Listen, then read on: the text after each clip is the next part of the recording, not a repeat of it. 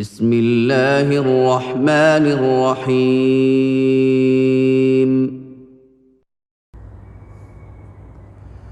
ഒമാനിലെ മസ്കറ്റിൽ നിന്ന് മുഹമ്മദ് സാദിഖ് ചോദിക്കുന്നു, ഖുർആനിൽ പലയിടത്ത് ഹൃദയം മുദ്രി വച്ചിരിക്കുന്നതിനാൽ കാര്യം അവർ ചിന്തിച്ച് മനസ്സിലാക്കുന്നില്ല എന്നുണ്ട്. എന്നാൽ ശാസ്ത്രം തലച്ചോറാണ് ചിന്തയുടെയും മറ്റുമെല്ലാം കേന്ദ്രമെന്ന് കണ്ടെത്തിയിട്ടുണ്ട്. അതുകൊണ്ട് ഖുർആൻ്റെ ആ വാക്യങ്ങളെല്ലാം വിഡ്ഢിത്തമല്ലേ എന്നാണ് ഒരു യുക്തിവാദി ചോദിക്കുന്നത്. ഞാൻ ഇതേക്കുറിച്ച് കഴിയും വിധത്തിൽ അന്വേഷിച്ചപ്പോൾ എനിക്ക് തൃപ്തികരമായ ഒരു ഉത്തരം ലഭിച്ചില്ല. പരിശുദ്ധ ഖുർആനിൽ നിരവധി തവണ ഹിദായത്തുമായി ചിന്തയുമായി എല്ലാം ബന്ധപ്പെട്ടുകൊണ്ട് ഹൃദയത്തെക്കുറിച്ച് പറഞ്ഞിട്ടുണ്ട്. ഇത് അബദ്ധമാണ്, അതുകൊണ്ട് ഖുർആനിൽ അബദ്ധമാണ് എന്നാണ് യുക്തിവാദിയുടെ ചോദ്യം. ഇതാണ് ചോദ്യകർത്താവിൻ്റെ പ്രശ്നം. പലപ്പോഴും എനിക്ക് ഈ യുക്തിവാദികളുടെ അവസ്ഥ കാണുമ്പോൾ തമാശ തോന്നാറുണ്ട്. കാരണം ഞാനെല്ലാം ഇസ്ലാമിക പ്രബോധന രംഗത്തേക്ക് കടന്നു വന്ന കാലഘട്ടം മുതൽ കേൾക്കുന്ന ആരോപണമാണ്. ആ ആരോപണം ഉന്നയിക്കുന്ന കാലഘട്ടത്തിൽ നിന്ന്, അല്ലെങ്കിൽ ഒരു 4 നൂറ്റാണ്ട് മുമ്പത്തെ ഒരവസ്ഥയിൽ നിന്ന് ഇന്ന് ആ രംഗത്തുള്ള ഒരുപാട് പഠനങ്ങളുണ്ടായിട്ടുണ്ട്. ആ പഠനങ്ങളൊന്നും വായിക്കൂല, മനസ്സിലാക്കൂല.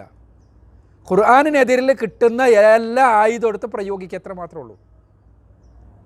തലച്ചോറാണ് മനുഷ്യരുടെ ശരീരത്തെ നിയന്ത്രിക്കുന്നത് എന്ന കാര്യത്തിൽ സംശയമൊന്നുമില്ല. എന്നാൽ പരിശുദ്ധ ഖുർആനിലെ ഖൽബുമായി ബന്ധപ്പെട്ട ഒരുപാട് പരാമർശമുണ്ട്. ഖൽബ് എന്ന് പറഞ്ഞാൽ ഹൃദയം. 132 തവണ ഖൽബിനെ കുറിച്ച് ഖുർആൻ പറയുന്നുണ്ട്. ഖൽബ് എന്നോ അല്ലെങ്കിൽ ഖുലൂബ് എന്നല്ല. ഇവിടെ ഹിദായത്തുമായി വലാലത്തുമായി എല്ലാം ബന്ധപ്പെട്ട ഖൽബിനെ കുറിച്ച് പറഞ്ഞിട്ടുണ്ട്. ഖുർആനിലെ 2-ാമത്തെ അധ്യായം സൂറത്തുൽ ബഖറയിലെ 7-ാമത്തെ വചനത്തിൽ കുഫറുമായി ബന്ധപ്പെട്ടുകൊണ്ട് പറഞ്ഞു, അള്ളാഹു അവരുടെ ഖൽബിന് സീല് വെച്ചിരിക്കുന്നു. അപ്പോൾ ഖൽബ് ആണ് കുഫറിൻ്റെ അടിത്തറ, അവിശ്വാസത്തിൻ്റെ. അതേപോലെ തന്നെ മുനാഫിക്കുകളെ കുറിച്ച് പറഞ്ഞപ്പോൾ 2-ാമത്തെ അധ്യായത്തിൽ തന്നെയുള്ള 10-ാമത്തെ വചനത്തിൽ, ബഖറയിലെ 10-ാമത്തെ വചനത്തിൽ പറഞ്ഞു, ഫീ ഖുലൂബിഹിം മറദുൻ, അവരുടെ ഹൃദയത്തിൽ ഖൽബിൽ ഒരു രോഗമുണ്ട്. അതേപോലെ തന്നെ ഖുർആനിലെ 8-ാമത്തെ അധ്യായം സൂറത്ത് അൻഫാലിലെ 2-ാമത്തെ വചനത്തിൽ വിശ്വാസികളെ കുറിച്ച് പറഞ്ഞപ്പോൾ പറഞ്ഞു, വജ്ലത്ത് ഖുലൂബുഹും, അവരുടെ ഹൃദയങ്ങൾ അള്ളാഹുവിനെ കുറിച്ച് കേട്ടാൽ ഭയപ്പാടുകൊണ്ട് വിറച്ചു പോകും. അപ്പോൾ വിശ്വാസവും ദൈവബോധവുമെല്ലാമായി ബന്ധപ്പെട്ടുകൊണ്ട് ഹൃദയത്തിന് ചില കാര്യങ്ങളുണ്ട് എന്ന് തന്നെ ഖുർആൻ പറയുന്നു. ഇത് അബദ്ധമല്ലേ എന്നാണ് യുക്തിവാദിയുടെ ചോദ്യം. യഥാർത്ഥത്തിൽ ഹൃദയത്തിൻ്റെ പണി എന്താണ്? ഞാൻ പറഞ്ഞല്ലോ, 4 നൂറ്റാണ്ട് മുൻപെല്ലാം നമ്മൾ മനസ്സിലാക്കിയിരുന്നത് ഹൃദയത്തിന് കേവലം രക്തം പമ്പ് ചെയ്യുക എന്ന ജോലി മാത്രമേ ഉള്ളൂ എന്നാണ്. എന്നാൽ അവിടെ നിന്ന് ശാസ്ത്രലോകം കുറേ മുന്നോട്ട് പോയിട്ടുണ്ട്, യുക്തിവാദികൾ അറിഞ്ഞാലും ഇല്ലെങ്കിലും. അവരുടെ പഠനത്തിന് വേണ്ടി ഈ വിഷയത്തിൽ വേണമെങ്കിൽ പുതുതായി പുറത്തിറങ്ങിയൊരു പുസ്തകത്തെ നിർദ്ദേശിക്കാം. നവംബർ 2015 ആ പുസ്തകം പുറത്തിറങ്ങിയത്. സയൻസ് ഓഫ് ഹാർട്ട് എന്നാണ് ആ പുസ്തകത്തിൻ്റെ പേര്. ഡോക്ടർ റോളിൻ മക്കാർത്തിയാണ് പുസ്തകത്തിൻ്റെ കർത്താവ്, PhD കാരനാണ്. അദ്ദേഹത്തിൻ്റെ നേതൃത്വത്തിലുള്ള റിസർച്ച് സെൻറ്റർ തന്നെയുണ്ട്. ഹാർട്ട് മാത്ത് റിസർച്ച് സെൻറ്റർ എന്നാണ് പേര്, കാലിഫോർണിയയിൽ, അമേരിക്കയിലെ. അദ്ദേഹത്തിൻ്റെ ഗവേഷണങ്ങൾ പറയുന്നത് തലച്ചോറിനെപ്പോലും സ്വാധീനിക്കുന്നത് ഹൃദയമാണെന്നാണ്. ആ ഗവേഷണങ്ങൾ 100% ശാസ്ത്രലോകം അംഗീകരിച്ചു എന്നൊന്നല്ല ഞാൻ പറയുന്നത്, മറിച്ച് അങ്ങോട്ട് ശാസ്ത്രലോകം പോവുകയാണെന്നാണ്. ഹൃദയവുമായി ബന്ധപ്പെട്ടുകൊണ്ടാണ് യഥാർത്ഥത്തിൽ തലച്ചോറിൻ്റെ പ്രവർത്തനങ്ങളെ അടക്കം നേർക്കുനേരെയല്ലാതെ ഹൃദയം സ്വാധീനിച്ചു കൊണ്ടിരിക്കുന്നു. ഞാൻ പറഞ്ഞല്ലോ, ഹൃദയമടക്കമുള്ള ശാരീരിക അവയവങ്ങൾ, ആ അവയവങ്ങളുടെ മുഴുവനും കൺട്രോൾ തലച്ചോറിനാണ് എന്നായിരുന്നു ഒരു കാലത്ത് നമ്മൾ കരുതിയിരുന്നത്. എന്നാൽ പിൽക്കാലഘട്ടത്തിൽ നമുക്ക് മനസ്സിലായി, ഹൃദയത്തിന് സ്വന്തമായൊരു കൺട്രോൾ സിസ്റ്റം ഉണ്ട്.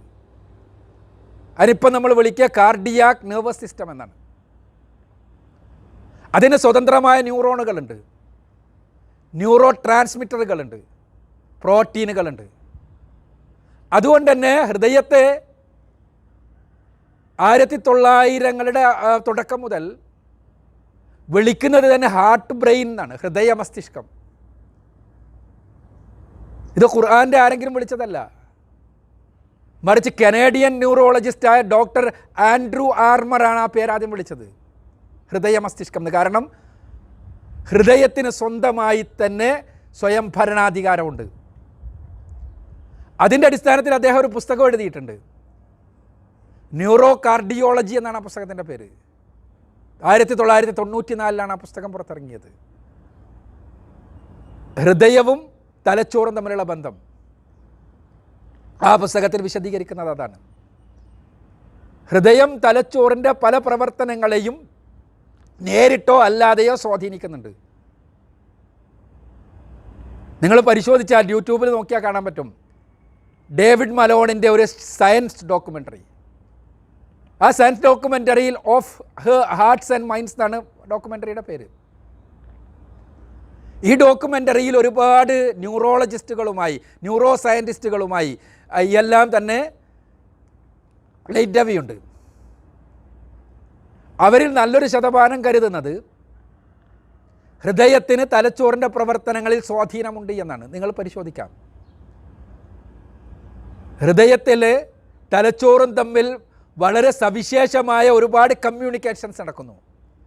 4 തരം കമ്മ്യൂണിക്കേഷനുകളെങ്കിലും നടക്കുന്നുണ്ടെന്നാണ്. ഒന്ന് ന്യൂറോളജിക്കൽ കമ്മ്യൂണിക്കേഷൻ, നെർവസ് സിസ്റ്റത്തിലൂടെ. രണ്ടാമത്തത് ബയോകെമിക്കൽ കമ്മ്യൂണിക്കേഷൻ, നമ്മുടെ ഹോർമോണുകളിലൂടെ. മൂന്നാമത്തേത് ബയോഫിസിക്കൽ കമ്മ്യൂണിക്കേഷൻ, പൾസ് വേവുകളിലൂടെ. നാലാമത്തേത് എനർജറ്റിക് കമ്മ്യൂണിക്കേഷൻ, ഇലക്ട്രോ മാഗ്നറ്റിക് ഫീൽഡുകളിലൂടെ. ഇങ്ങനെയുള്ള കമ്മ്യൂണിക്കേഷൻസ് തലച്ചോറുമായി ഹൃദയം നടത്തിക്കൊണ്ടിരിക്കുന്നു. ഹൃദയത്തിൽ നിന്നുള്ള സിഗ്നലുകളാണ് തലച്ചോറിലെ അമിഗ്ദാലയിൽ ഭയം ഉൽപ്പാദിപ്പിക്കുന്നത്. പിൽക്കാലഘട്ടത്തിൽ കണ്ടുപിടിച്ചതാണ്. ഹൃദയത്തിൽ നിന്നാണ് ഭയം ഉൽപ്പാദിപ്പിക്കുന്നതിനുള്ള സിഗ്നലുകൾ പോകുന്നത്. വജിലത്ത് ഖുലൂബുഹും, ഹൃദയം പേടികൊണ്ട് വിറക്കുന്നു. തലച്ചോർക്ക് നമുക്ക് ഭയം ഉണ്ടാകുമ്പോൾ അതിനുള്ള സിഗ്നൽസ് പോകുന്നത്. അത് ഓക്സ്ഫോർഡ് സർവകലാശാലയിലെ പ്രഗത്ഭ ന്യൂറോ സയൻറ്റിസ്റ്റായ ഡേവിഡ് പാറ്റേഴ്സണിൻ്റെ പഠനങ്ങൾ പരിശോധിക്കുക. ഹൃദയത്തിൽ നിന്നുള്ള സിഗ്നലുകളാണ് തലച്ചോറിലെ അമിഗ്ദാലയിലെത്തിയിട്ട് നമുക്ക് എന്തിനോടെങ്കിലുമുള്ള പേടി ഉണ്ടാക്കുന്നത്.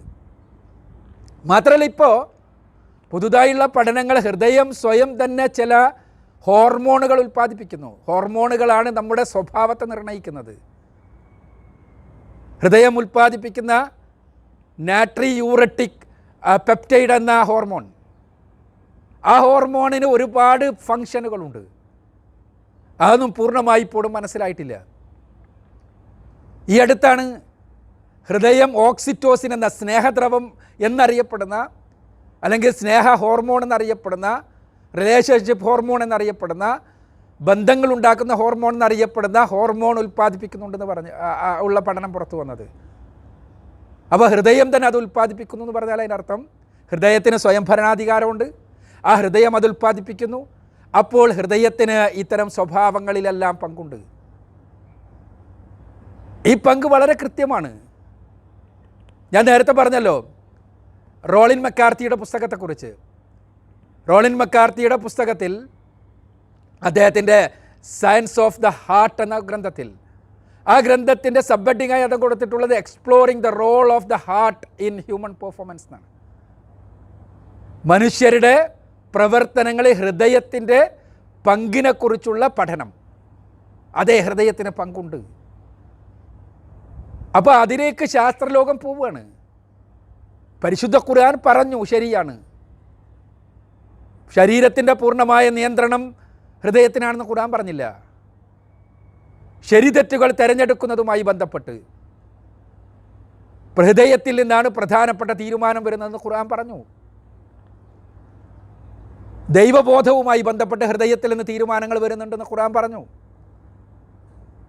സ്വഭാവ സവിശേഷതകളുമായി ബന്ധപ്പെട്ട്, ഭയവും വെറുപ്പുമായി ബന്ധപ്പെട്ട് എല്ലാം ഹൃദയത്തിൻ്റെ സിഗ്നലുകൾക്കനുസൃതമായിട്ടാണ് തലച്ചോറ് പ്രവർത്തിക്കുന്നത് എന്ന് ഇന്ന് ശാസ്ത്രലോകം പറയുന്നു. പക്ഷേ യുക്തിവാദി അറിഞ്ഞിട്ടില്ല. 4 നൂറ്റാണ്ട് മുമ്പത്തെ വിവരവും വെച്ച് ഖുർആനിനെതിരെയുള്ള ആയുധം മൂർത്തിയാക്കിക്കൊണ്ടിരിക്കുകയാണ് അയാൾ. പഠിക്കുക, മനസ്സിലാക്കുക.